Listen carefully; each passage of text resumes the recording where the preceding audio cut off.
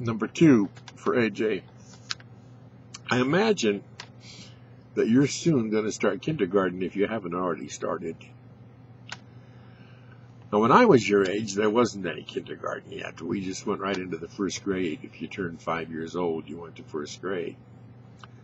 And you got a pencil box at the store. It had a number 2 pencil in it. And it had a dip pen. Although you wouldn't get to use the dip pen until you were in the 2nd grade. And it had a ruler.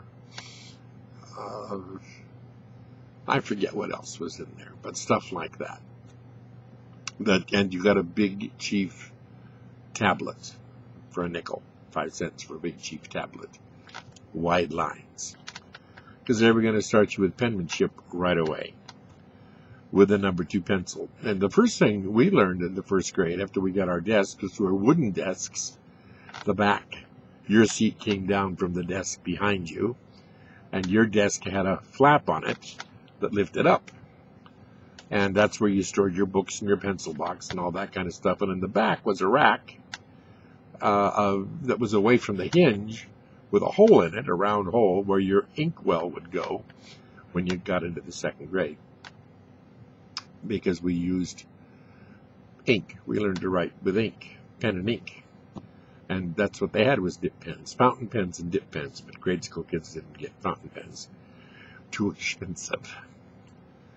The first thing we learned to do, believe it or not, was how to line up and how to operate the pencil sharpener, which was run by a crank in those days. I suppose they're electric now. I have no idea what they do. It was World War II was still going. People were poor. We were just coming out of the Depression. We still had to use coupons to buy meat and coupons to buy cigarettes and coupons to buy sugar and flour and eggs and everything. When you went to the store, it wasn't enough to have money. You also had to have your coupons. And some of the things we learned to do in the 1st grade was we would bring a penny a day and fill a card until there were 10 of them. And we would do that until we had $1 saved up. And with that $1, we would buy a war token, which you could trade in at the bank for $1.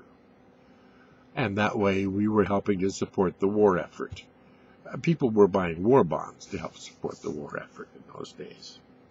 In fact, we did so many things when I was in the 1st and 2nd grade for the war effort. For an example, people used to either sell or donate scrap metal so they could use it to build ships with. Aluminum was the most sought-after metal. They would really pay a good price for that. And my Uncle Stanley was about 11 years older than me. So when I was 5, he was, 16. He was saving aluminum. And Charlene and I, and he all day long when he'd walk around in school, he'd pick up gum wrappers and go behind the tavern and pick up cigarette packages and take them and put them in a little bag and take them home. And then Charlene and I, my cousin Charlene and I, he'd let us go in his room and listen to records. He had a crank-up record player and all these 78 RPM records of Guy Lombardo and Frank Sinatra and the Andrews Sisters and all the music that we loved when we were that age. And we would carefully help him peel the tinfoil off of gum wrappers and cigarette packages and whatever. And he would put it on this, make a little ball of it. He had a little bitty ball size of a marble. It grew and grew and grew till it was too big to keep in his sock drawer, and he had to keep it in the next drawer. And we helped him with that tinfoil ball for a couple of years, and he sold it to, he didn't donate it, he sold it for the money because he was going to go off to college. We also saved our bacon fat and all of our grease in 1-pound coffee cans in our refrigerators. And we would take that to the meat market and sell that and get paid for it. And that would also go to the war effort. It's amazing how different things were back in that day. The Victrola crank up record player that Uncle Stanley had was, I mean, that there weren't any electric ones yet. Maybe a few, but all they did was turn the disc around. They didn't amplify the sound any. The sound was amplified through just a kind of a horn.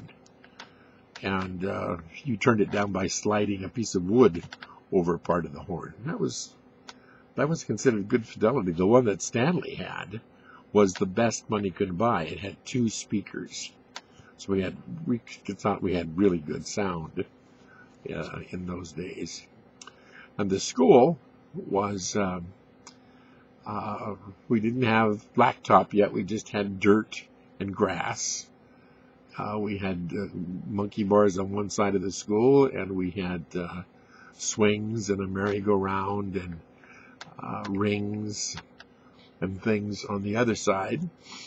And a lot of us used to play games in the big trees that surrounded at the base of the big trees that surrounded the front of the building. School was probably a lot different in those days because we had,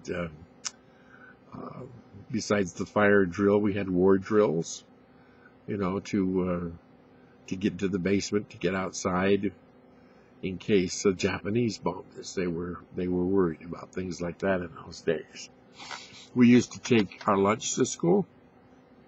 They didn't serve lunch at grade school. They did once you got to junior high and high school. Mrs. Olson did the cooking in Buckley. Oh, that was really good food. People from town would try to get up there and go to lunch at the cafeteria just because her food was so good. When she retired, it really changed. So we would take a lunch. My favorite was either a sandwich of peanut butter and jelly, or it was a Walla Walla onion and mustard sandwich. For some reason, during the end of the Depression and World War II, onion sandwiches, Walla Walla onions, they're a sweet onion, they were very popular. Everybody had them, and lots of kids took them in their lunch. Also, they were cheap. Home-baked bread, onion raised in your own backyard. It doesn't get much. And we take a bottle of root beer pop with us to drink, but it was homemade root beer. We had to take the bottle back home again because my mom and dad would clean them and wash them and sterilize them and make root beer all over again. And usually there'd be an apple and sometimes a little bit of popcorn in your lunch. We didn't have those little bags of potato chips and things that they sell these days. We didn't have stuff like that in those days. So going to school was kind of a different situation because we learned penmanship right away. They started us on the Palmer method. That's why people in my generation generally have very nice handwriting. Mine is legible, but I didn't get glasses until I was 11 years old. And I really couldn't see the board or the words in the books or what I was doing on the paper. Nobody realized I had bad eyesight until I got into whatever grade you're in about the 10th grade. And that teacher figured it out. And off I went to get glasses.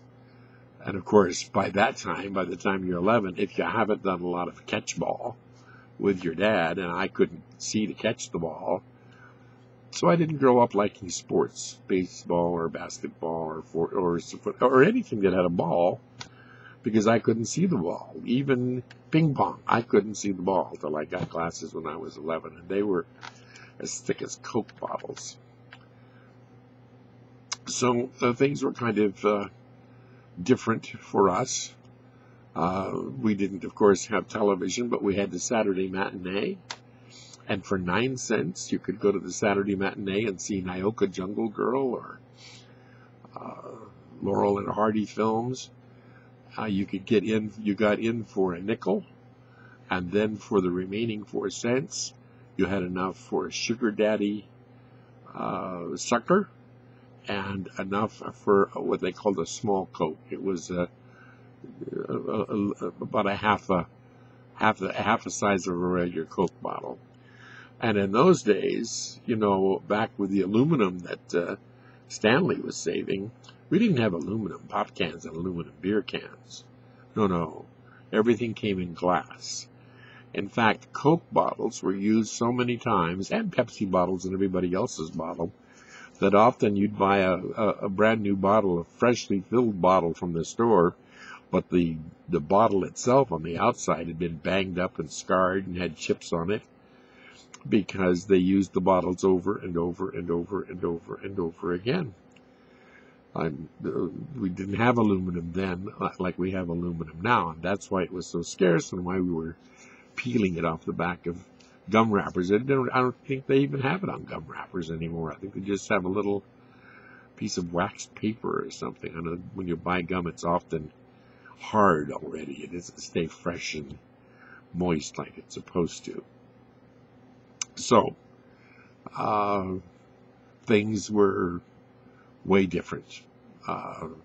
Kids went to school. We walked from Perkins Street.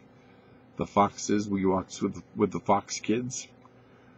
We had shortcuts that we would take that drove our parents crazy. But in those days in my little town, there was Main Street that ran, out to the grade school. But there was no highway or anything. That we only had one little Seattle-Tacoma highway to cross, and that was just a block from our house, and it wasn't a very busy highway. We didn't have anything like a freeway or anything in those days like that, like they do today in Buckley. Of course, you've probably only been to Buckley once. You're a Texas boy, not a Washington boy. I kind of forget that kind of stuff. Anyway, so my first textbook was Jane. Oh, look, said Jane, and their dog was Spot, Alice, and I can't remember the name of those people. I thought I'd never forget that. But it was, simple little books. Oh, look, said Alice, Spot has the ball. Run, Spot, run. That kind of stuff. It was a lot of fun. I enjoyed it. Wish I'd been able to go to kindergarten. They tell me it's a lot more fun than first grade was back then. And they tell me that first grade is now a lot more fun than it was when I went to it, too. So, number 2.